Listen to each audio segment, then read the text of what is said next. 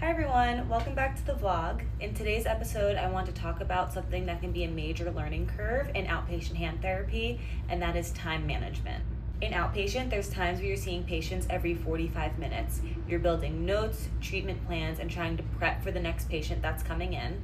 And on top of that, as a new graduate, you are constantly looking things up, taking in new research, and really taking that time to feel confident in your clinical decisions. And all of that can add up really quickly. One thing that I learned is not everything has to be done all at once or at full depth in that moment. Early on, it can feel like everything is urgent and needs attention immediately. But a part of time management is learning what needs attention right now and what can be refined later on.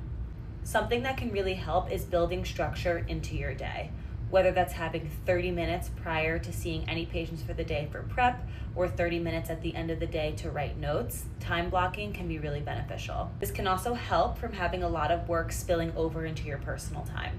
And when it comes to notes specifically, I've learned that doing small portions of documentation throughout the day, whenever you have a moment, can add up and make a huge difference. Even just jotting down key points after a session can help reduce that end of day overload. Another really big thing in outpatient is learning how to use those natural gaps within your schedule.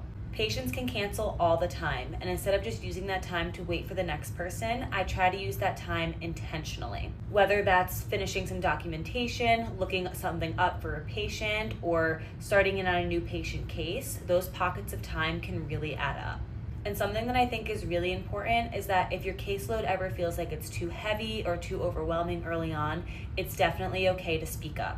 That learning curve is expected, and most supervisors understand that it's going to take time to find your rhythm. And one thing that I'm learning is time management is not just about me, but it's also about that mental energy. There's a lot of decision making that's happening all day, and it can be just as draining as managing the schedule itself. This is where having structures and systems in place can really help reduce that mental load. So if you are early in your career and this is something that you're struggling with, you're definitely not alone. I would love to hear from you guys. What are some tips and tricks that help you manage your time in the clinic? The next episode, we're going to continue talking about some new experiences for new grads in hand therapy. Thanks for watching, and I'll see you guys in the next one.